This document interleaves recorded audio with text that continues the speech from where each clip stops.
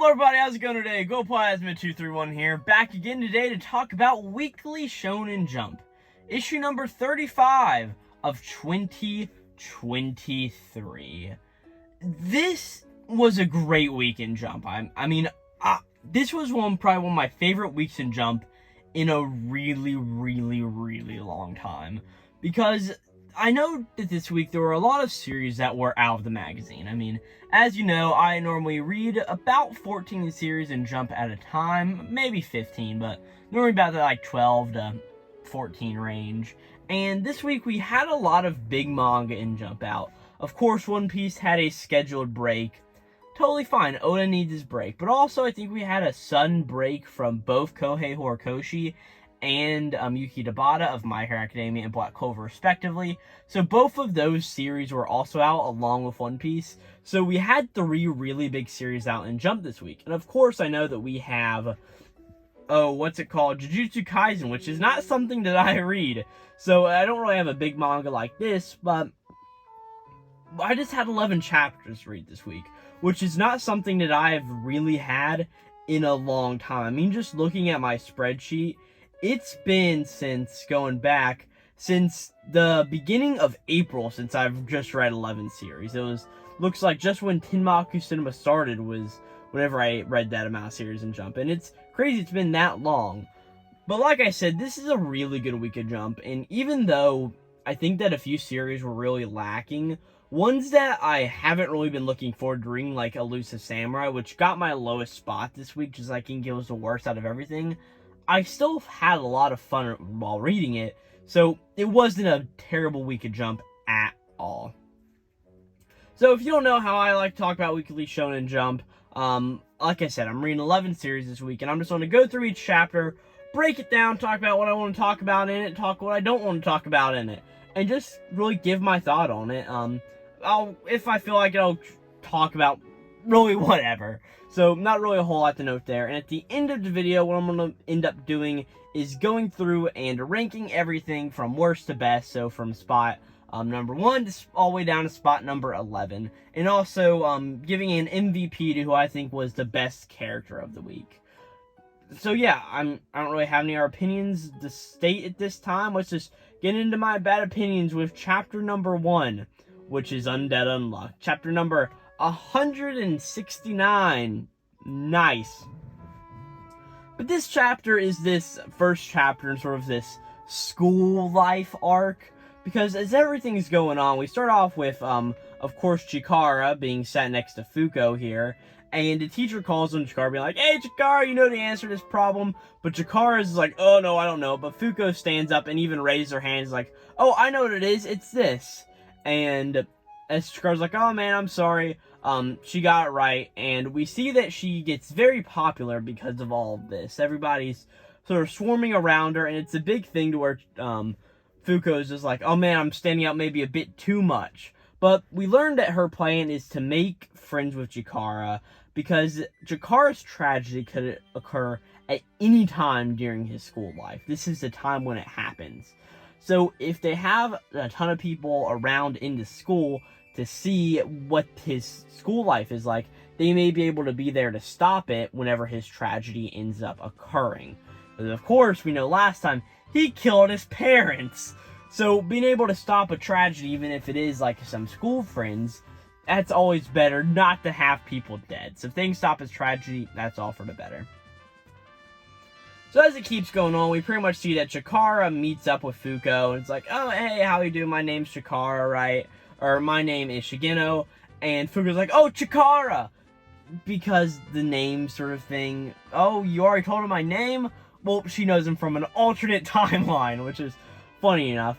But there's a whole bunch of stuff that keeps going on, and we eventually see the next class that Fuko, Gina, and Chikara have to go to is gym. As we see, of course, the gym teacher is Fang, and he's really pissed. But one of my favorite jokes of the chapter is just Shin standing beside him, using his untruth own thing to make him actually read like the workout stuff. Like, "Okay, class, today's your physical fitness test. First up, side jump reps." And it's not something you would say, but it's because Shin using untruth, that's what he's saying. So, and he's like, "Oh, Shin, stop using untruth on me." He's like, "If you do, you'll run away." And he's just like, no, I've given up already, I'll do it, like, I'm serious, stop already. It's just really, really funny.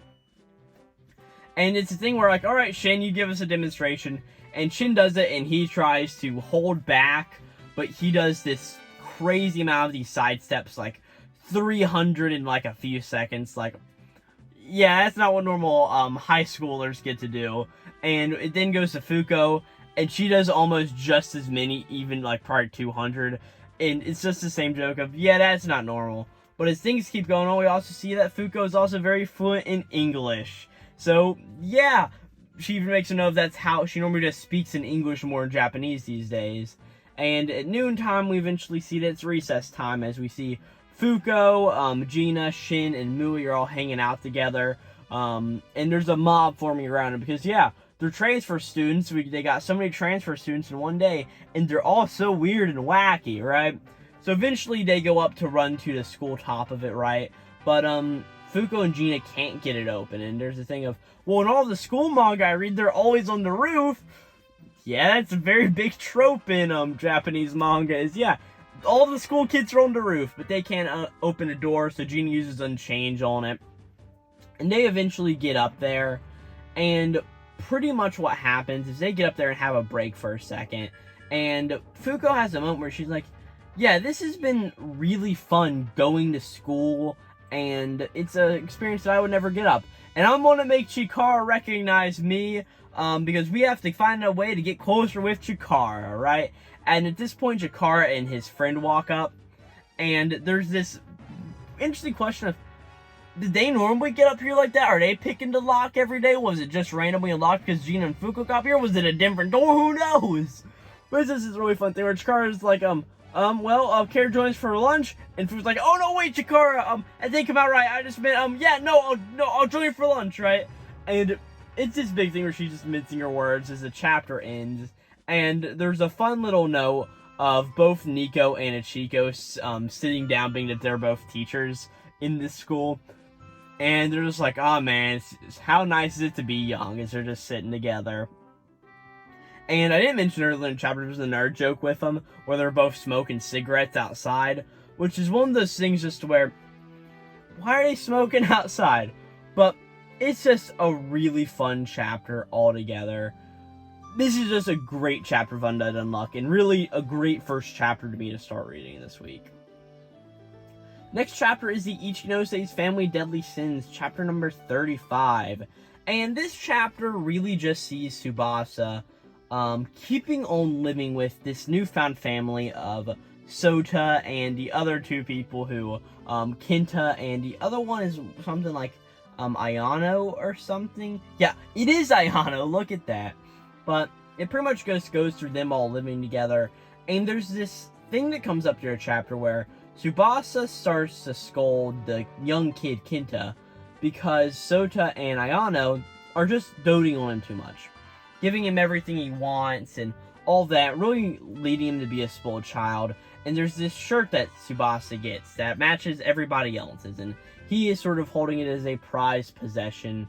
And at one point, Kenta has a bug net that he's swinging around and ends up hitting it, and Tsubasa's like, hey, can you not hit that, please? And it's an alright thing there, but whenever they get home, we see that Tsubasa's really upset because Kenta is catching bugs with his bug net while standing all over his shirt, right? And he gets really mad. It's like, come on, Kenta, you stepped all over it, right? He's just like, I told you, it sure means a lot to me. Did you pull it down? We told you not to catch bugs in the house. As Kenta just starts crying, and Sota runs over and is like, Tsubasa, don't get mad at Kenta, right? Just being really too nice to him and not having him learn a lesson, right? But we see throughout the rest of the day, the two of them sort of get on better terms, as there's this whole thing where Kenta's like, hey, good night, and Tsubasa's just like, yeah, good night, as he thinks about what Kenta did. But we see that it seems like Kenta gets up in the night, or at least has a dream about doing this, where he gets up, goes, and pulls down the shirt and steps on it. Showing that, yeah, he had that intention to do it, and that this found family may not be as stable as it seems. Yeah, this was a fine chapter. It wasn't my favorite thing this week, but it was definitely a welcome addition to this week's roster. Next chapter then is Martial Master Asumi, or MMA number 7. And one thing to note is that with Shonen Jump volumes, whenever it comes out in a magazine, not in a magazine, in Takoban format, most series normally have a first volume of 7 chapters. So this is the end of the first chapter, or the first volume of Martial Master Asumi. And can I say, this has been a really good prologue, like an excellent one. Because as we get into the chapter, we see the whole thing against Nito versus Kazuro, right? Nito had put him in a triangle choke, I think, last time. But we see that pretty much Kazuro uses his good MMA skills to end up beating Nito. And Nito's just gets the crap beat out of him.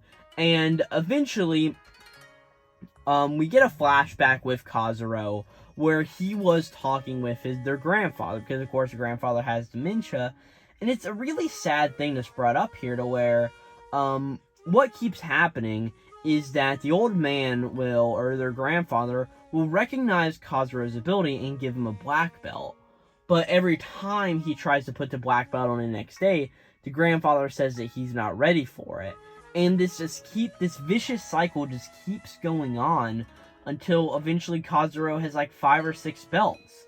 And he's just like, that's my 5th one.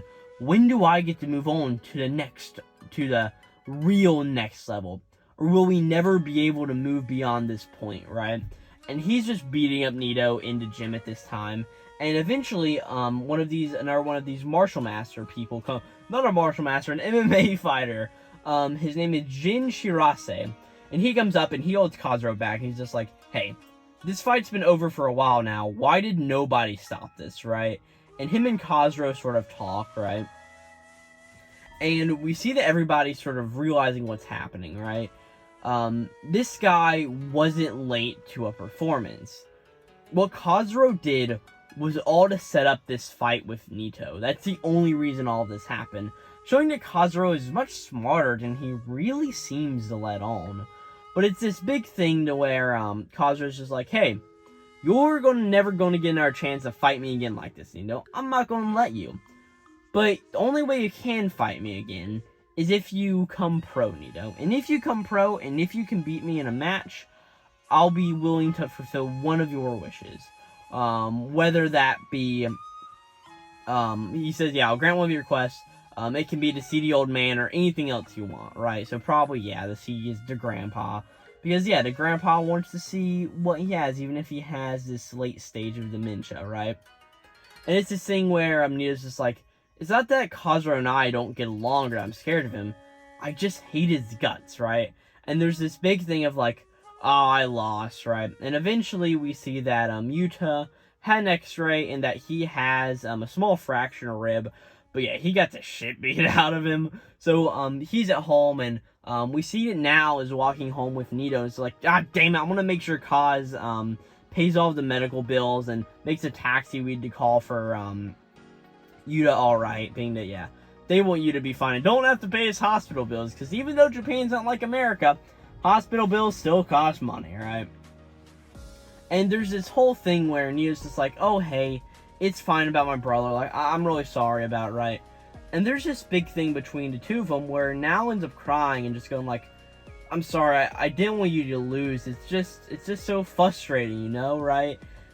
And eventually the two of them sort of just start crying together, and the big point is Nito's like, oh, if only I were stronger, right?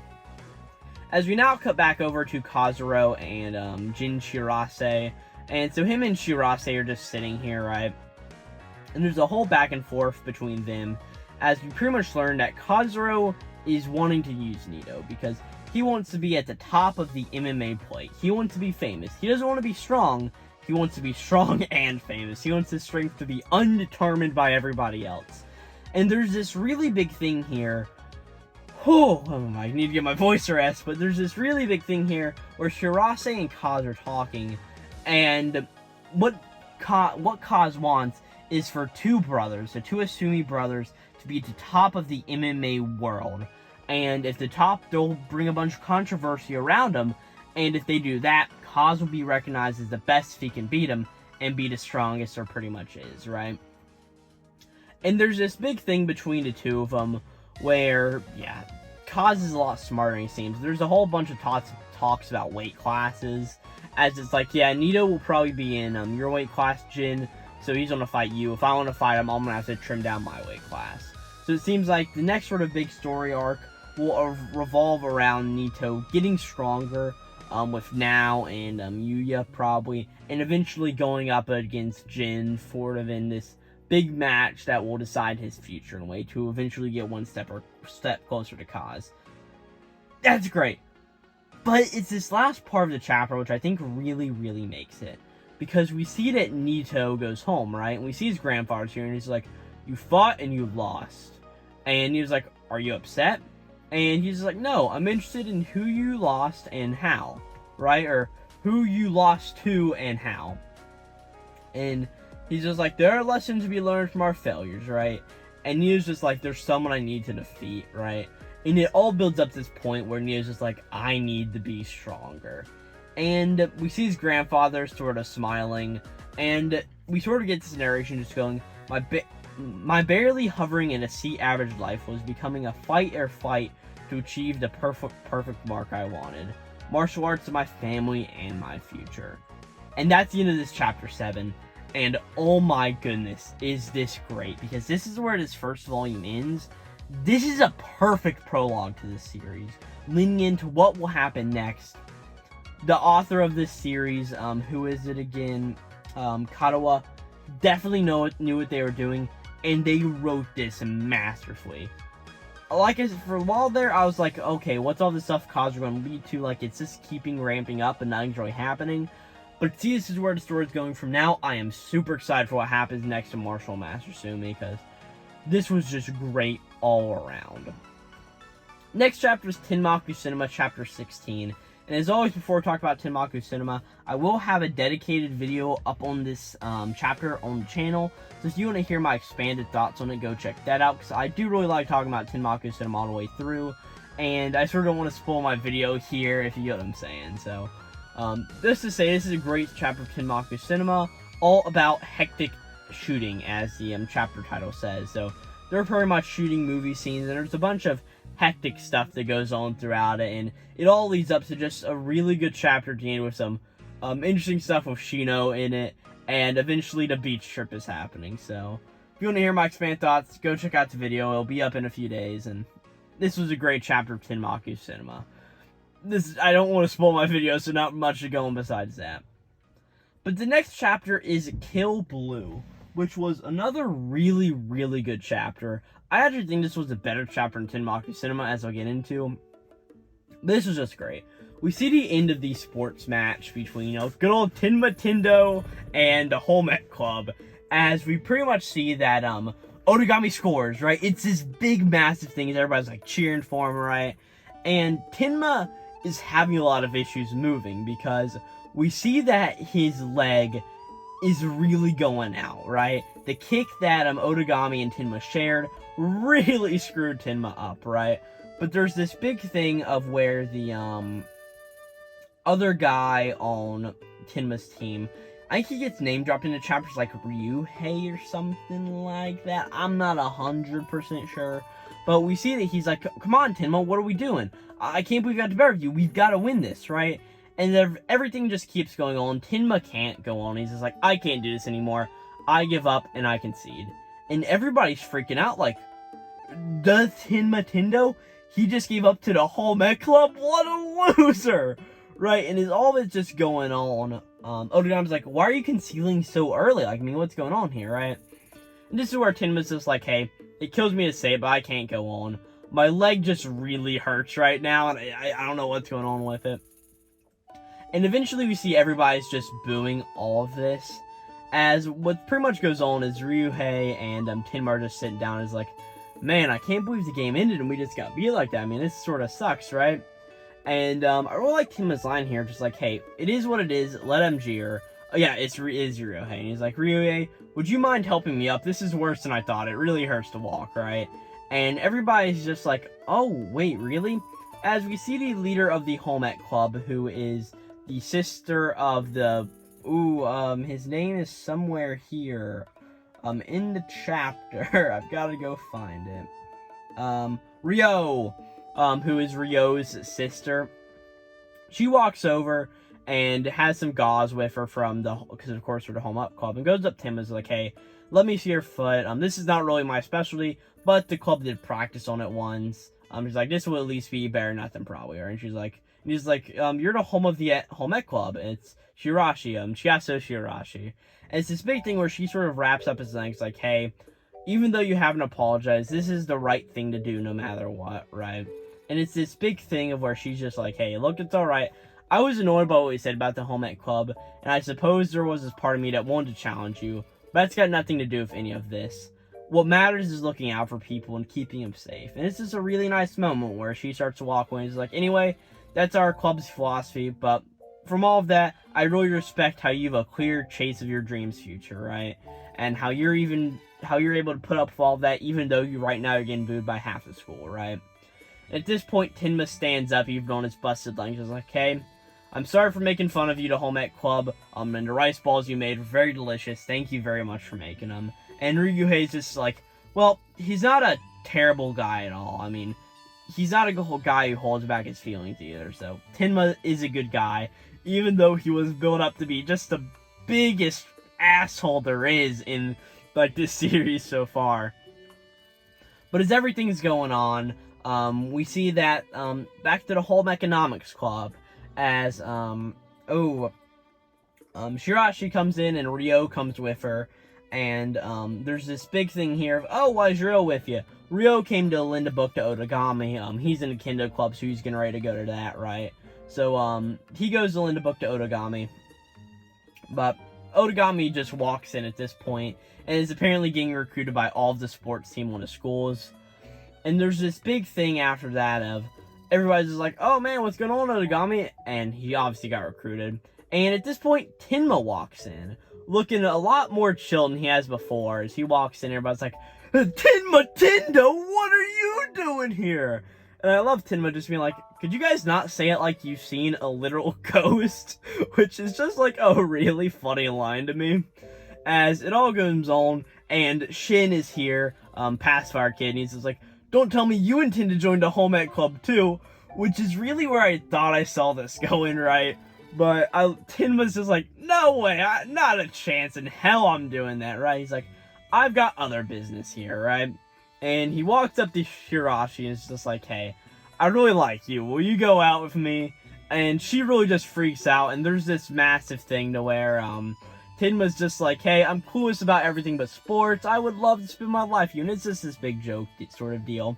As we see Ryo is a siscon, which makes me hate his character about 10 times more. Like, oh, why does this trope have to be done so much? But it's funny enough to where he's just like, I'm gonna beat up Tenma. But Otagami eventually is like, hey, Tenma, we need to get the fuck out of here because you're about to get your ass beat by Ryo. So they walk out, and Tenma and Otagami share a few words, where it's this big thing of, Tenma's just like, hey, I don't know what you're trying to hide, but it'll come out sooner than later. You're the least normal person in this whole school, because Otagami before this has gone a little rant just to Tenma about how he just wants to be normal. But we also see who else would be watching this but Norin, who obviously knows that something isn't quite right with Otagami as it is. But as everything is going on, there's this big thing to where Tenma's like, hey, I can use my popularity to sort of divert all of the attention from me. You gotta realize, even though I'm in junior high, I am famous after all. As we see that, yeah, he's so famous, he's in a bunch of sports magazines and stuff. And there's this really big idea of Tenma wasn't able to play his best because he had this injury beforehand, so it was limiting his power. So Otagami beat him at a limited level, not at his full strength as it actually happened, right? So Otagami is able to fool everybody, and at the end of the day, Tenma is a good guy. Tenma's my favorite character in this series. I just gotta say, I love Tenma Tendo. He's got such an evil-sounding name, and I really hope that he is a character that will show up throughout the series to help out the good guys, right? We sort of have an elite team of strong people with Otagami, Shin, and now Tenma.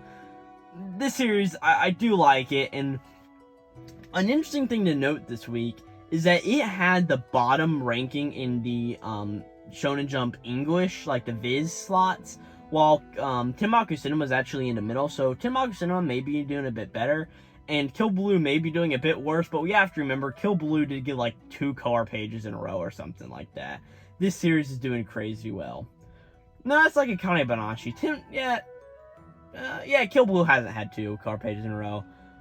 But this Kill Blue chapter was superbly awesome. Next chapter is Nue's Exorcist, chapter 12. In which we have a color page for Nue's Exorcist. Which is interesting, because I didn't think the series was doing this well.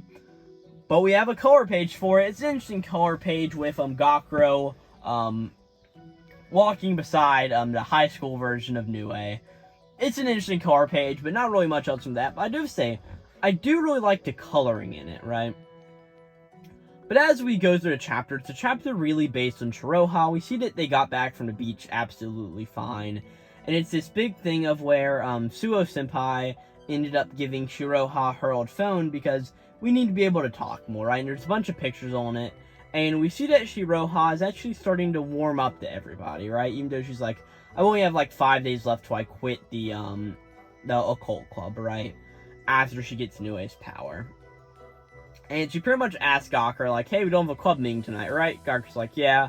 And she's like, hey, after school, will you be going anywhere? And Gakuro's like, no, I just gotta train some spirits, right? So we see he goes through the school, and he ends up beating about 700 spirits, right? I guess it's like 700 spirits total, including the ones he did on the beach trip. So as all this is going on, he's like, Nue told me my sword would upgrade at a point. It would unlock a special trait, that's what they call it, would be unlocked if I beat 300 spirits. But I'm at 700 and nothing's happened yet, as we see that he's just really pushing himself to the limit to train to get this heightened power. But as he's leaving, it's really late at night, Hal, but Shiroha is still waiting for him, right? As they go, and they end up going to eat somewhere, and she ends up paying for Gakuro's meal, really warming up the Gakuro in a way. And as everything is going on, they just keep talking with each other. And it's this thing to where, Shiroha is getting really close to Gakuro, and they're having a lot of fun, right? We see whenever she gets home, she's waving around her phone in her room to try to get signal. And her, spirit, oh, I forget what its name is. It's here in the chapter, Kyokatsu. That's the name of the spirit guy, butler-looking dude, right? But he's like, are you looking for internet signal? And she's like, oh yeah, it's a signal.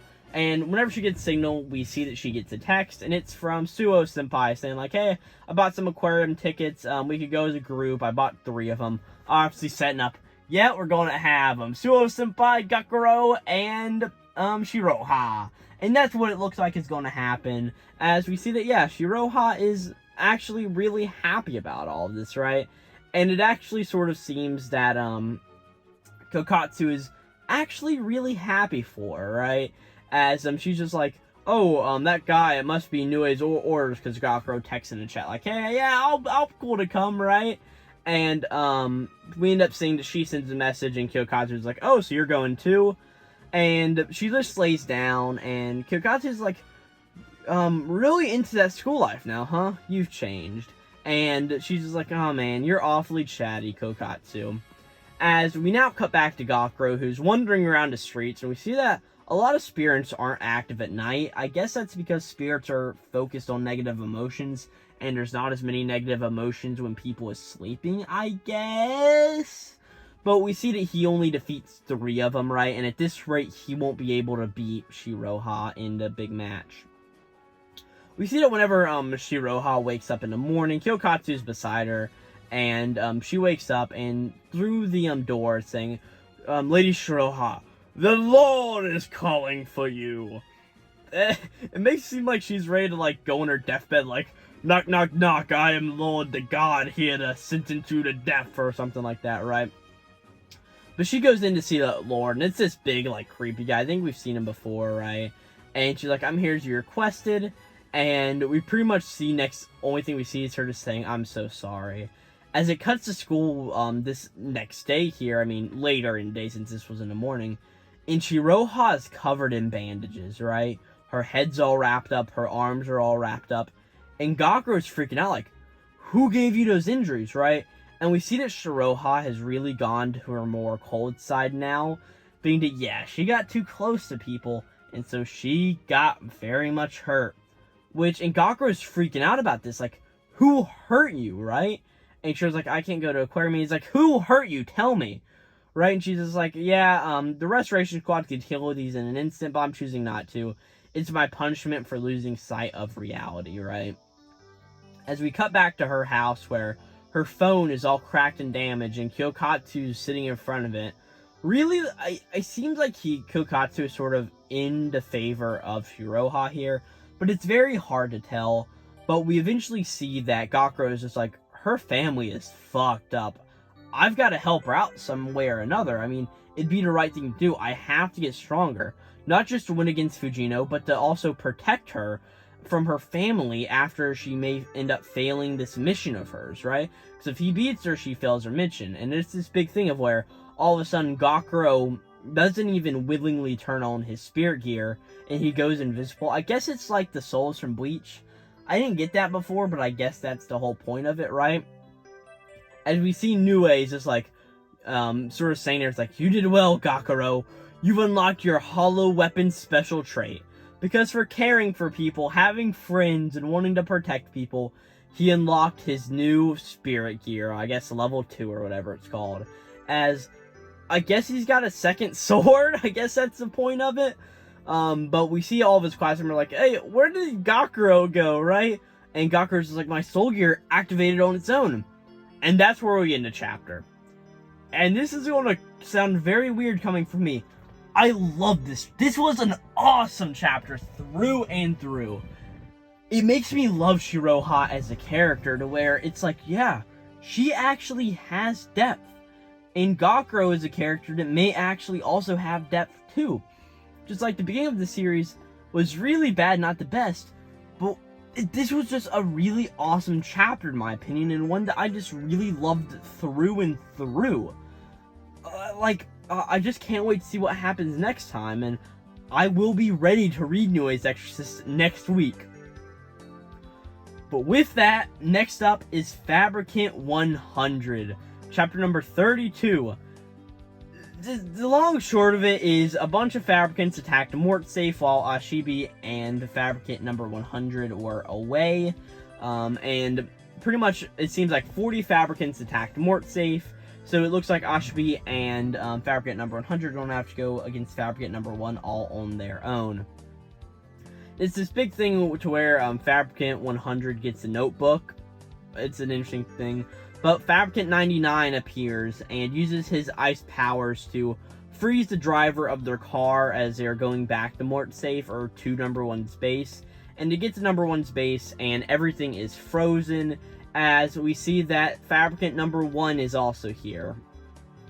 And there's this confrontation between the two of them, where it's this big thing of Fabricant number 1 made Fabricant number 9, and Fabricant number 99 isn't human. All it wants to do is just become the ultimate Fabricant, and that's really it. As there's this big thing is, things just keep going on, building up and building up, that Fabricants take after a maker.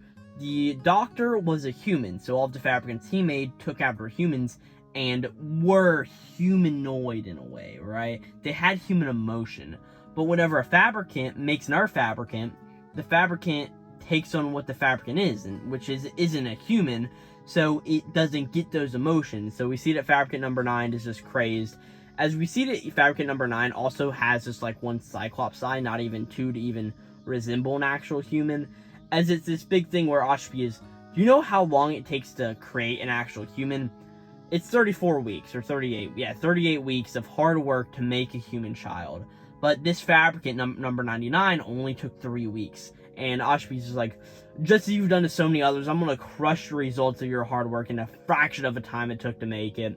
And Fabricant number, one is like, oh, I was hoping you'd say something like that. If you can't do that, if you can do that, you'll finally prove how much that superior flesh is worth after all.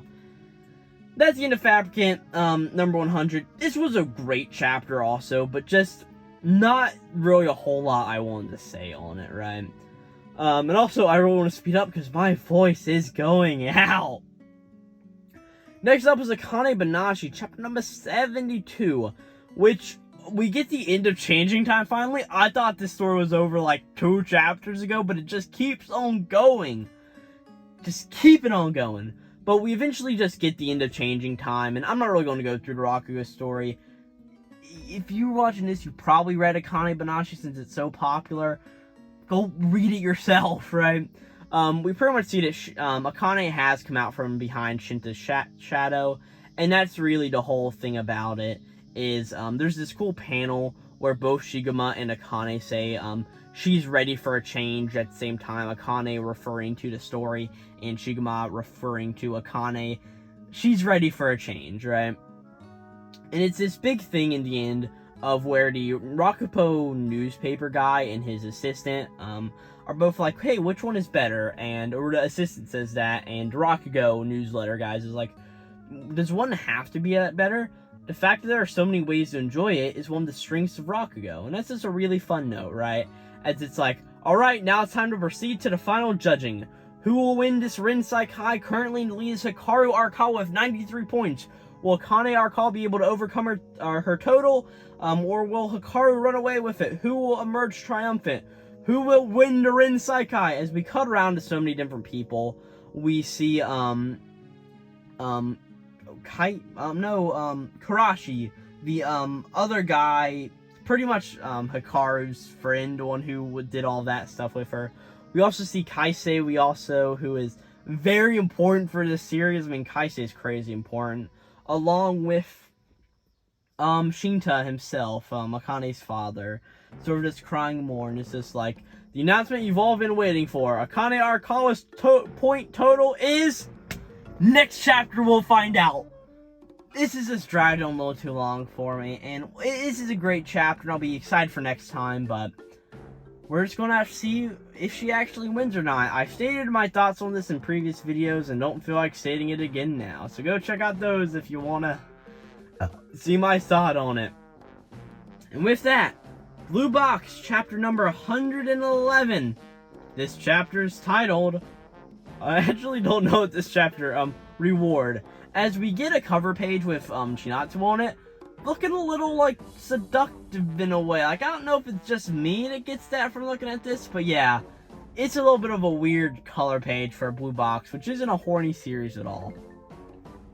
But it's this thing of how Taiki and Chinatsu just keep hanging out. Taiki eventually takes a bath. And only he's the only one in the house along with Chinatsu. Oh no, their boyfriend and girlfriend. Chinatsu dries Taiki's hair, and they've got a cute moment all around it, pretty much. And, there's this little thing to where Taiki's like, man, I wish I'd been born a year sooner. And it's this thing to where the two of them sort of just start to, play rough in a little bit of a way. But eventually they sort of start to get close to each other. Everybody comes home, all of Taiki's family, right? And it's this big thing where Taiki's heart's beating like 100 beats per minute. And Taiki's happy birthday celebration goes on, and eventually he goes upstairs to check his room, and there's a bag on it with a pair of socks from Chinatsu saying, hey, so that your feet can feel lighter while you're heading towards Nationals. And there's this big thing to where Taiki's like, hey, even if I do really like Chinatsu, and even if we are dating, we need to head to Nationals. That's a really long short of the chapter. I sort of feel bad, because I feel like I talked about every other chapter for like a really long time, and just talked about it because they're all really good. But then just whenever it got to, past Noise Exorcist, I'm like, not really a whole lot to say on them, but that's just how it is, and I feel like the next one's going to be the same way, because next up it's Elusive Samurai, chapter number 120, with a color page on it, with all the elusive warriors going to school, where we see Toka. It really looks like they're wearing the, assassination classroom uniforms, if I'm not mistaken. Maybe it's been a while since I've watched the anime. Yeah, it is the assassination classroom uniforms, I think, so it's pretty cool. We see Tokiyo sitting down. Both the girls, Ayako and Shizuku, are standing right next to him, along with Kojiro behind him. And we see Ginba is upside down outside on the glass, is like hanging. Then it's like, oh, what's going on in there? As we also see Natsu's here, sort of just on like a vine or something, like a rope hanging down and looking into. It's pretty cool color page for other than that, for the mediocre chapter. But as we go on, we just see the strength that Akie's army holds. And as everything's going on, we see a bunch of these other characters that we haven't seen in a while.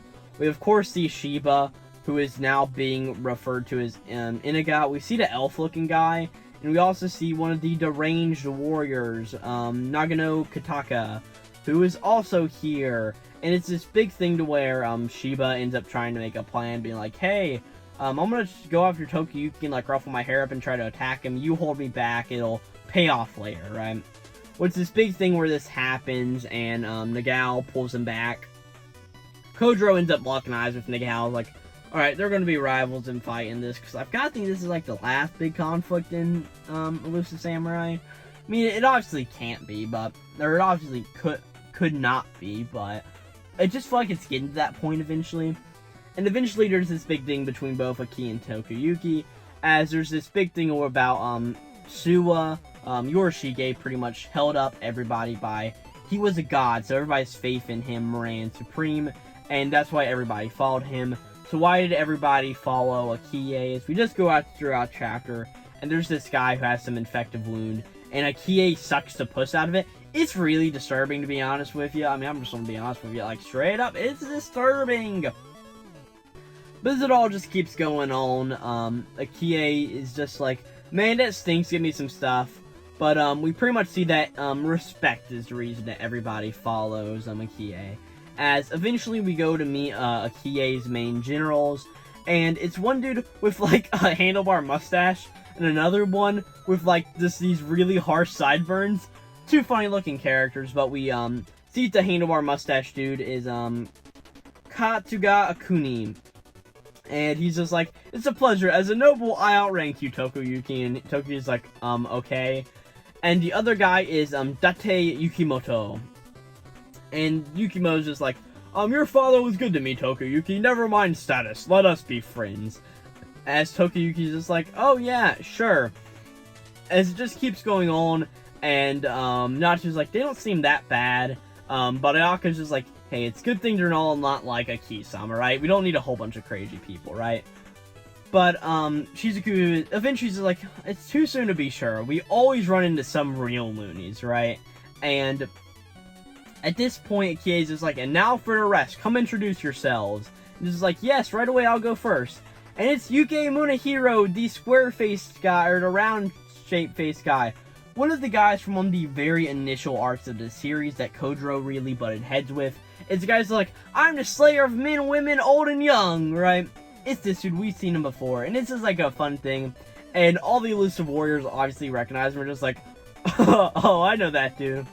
But it's this thing of there's somebody else in the background, a younger looking folk, and they're all shadowed out, and who is it? I personally think that it could be the Wind Girl from the Kyo arc, who appeared to just destroy a whole bunch of Suwa stuff later on. I really feel like it could be her, but also, like, who else would be the elusive warriors age that we've met? Because you can't, at this point, like, it's really hard. You just can't keep introducing characters Yusei Matsuoi. It's cool, but, like, at a certain point, I just don't care. This was a really fun chapter, especially for the end of seeing Yuki back again. And also the intrigue of, who is this other person, right? And that's really all I've got to say about it. Good chapter of Elusive Samurai, but not a whole lot else. And now to what I think was the best chapter of the week. I'm just going to ahead and spoil it now. No harm, no foul done. Witch Watch Chapter 119. This chapter's titled Day of the Disaster, Part 6. But it starts off not like a disaster, as we see that Kanchi comes back home to everybody, as he's like, hey, I bought snacks for everyone, limited edition chocolate bread, right? As everybody's like, hey, welcome back, right? As we see that there's an extra person here. It's actually somebody who we know and see, but who Khan doesn't really recognize yet. As we see that, yeah, there are 6 people here now, not 4 as normally happenstance, right? But as everything just keeps going on, there's this big thing about, oh yeah, you're bad at math, and this other guy who we will eventually learn his name is Tokiyo, which really screws with me, because I just finished, like, binging Heavenly Delusion. I first watched the anime, and then I read the manga, and Tokio's a very prominent character in that series, so sort of now to get another character named Tokiyo, it's really screwing with me, but it's fine. This character, Tokiyo, is cool also, so that's sweet. But as it just goes on, this guy keeps talking with him. And there's this big thing to where, hey, if we split up the rice buns eventually, Nico uses an interesting spell. That's really all there is to it. But we see that Khan just keeps getting gaslit, pretty much.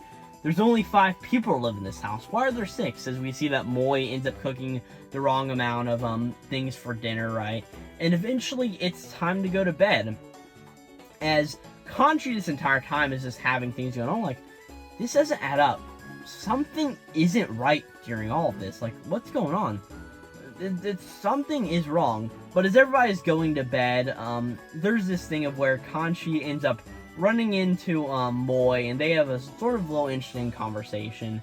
But Kanji's like, alright, I'll go to my bedroom now, as he goes to his bedroom.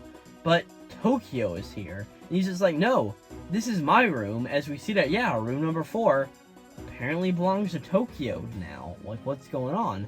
And we see Kanji's walking away, just like, oh, right, I guess I was just a guest. But for some weird reason, I actually thought I lived there. I mean, I sat around and ate food all day there like I belonged. I mean, it must have come off as really rude. He's like, man, I had the wrong idea all day. I guess I better go home then. Wait, where is my home again? And he's just like, man, it's like I'm living a nightmare. As we see he's walking into like a little bit of a park. It sort of reminds me of like the Tokyo Revengers Park, where Takamichi ends up I'm just gonna call him Takamichi, that's fine. And where Takamichi goes up to end up first fighting the punks whenever he gets reincarnated for the first time and shakes hands with the young I forget his name, but the contract police officer dude, right? But it's like that very similar scene as, like, we see that Tokiyo's here, and he's just standing here, and Khan's like, Tokiyo? What's going on? And Tokiyo's like, how does it feel having your existence slowly scrubbed away? The more the dreamer rejects themselves, the greater my control grows. Without your self-confidence, you're just a weak little Tengu. As he reaches up to a branch of a tree, snaps it off, and suddenly turns it into a whip. As he just like, in the world of your dreams, I can beat you. As he takes this whip and slings it at Kanji, and we see that Kanji gets hit straight on with this. It even rips his normal vest he wears. As we see that Tokiyo's just like, right now, you're asleep. Because yeah, we saw Tokiyo before. He is the Dream Weaver Witch. So he apparently whips into people's dreams, and holy fucking shit, this was a fucking great chapter. Like, oh my god, like, this chapter was insanely amazing. Just like the slow burn of like, we know what Kanji's up to. Why is this other guy here? It's like, we have seen him before. How has he rubbed himself out in here? And just to see this payoff is absolutely great. And this was just so awesome. Like, Khan is obviously going to win, but how is he going to beat this Dreamweaver Witch? And it was really interesting to see a 6th person living in that household, being that for the longest time we've had Nico and 4 guys. So, I mean, to get a true reverse harem, we do need a solid 5. But to me, that spot's always been held by Student Council President Hat Dude, because that guy is funny as can be. And that's where we end off Jump this week. Great week through and through again. I mean, while I think the worst chapter was Elusive Samurai, it still wasn't bad at all. Now, to go through my rankings before my voice entirely gives out, first off was Witch Watch, second off was Undead Unluck, and third was Kill Blue. Because I talked about this series, they were all just superbly amazing chapters.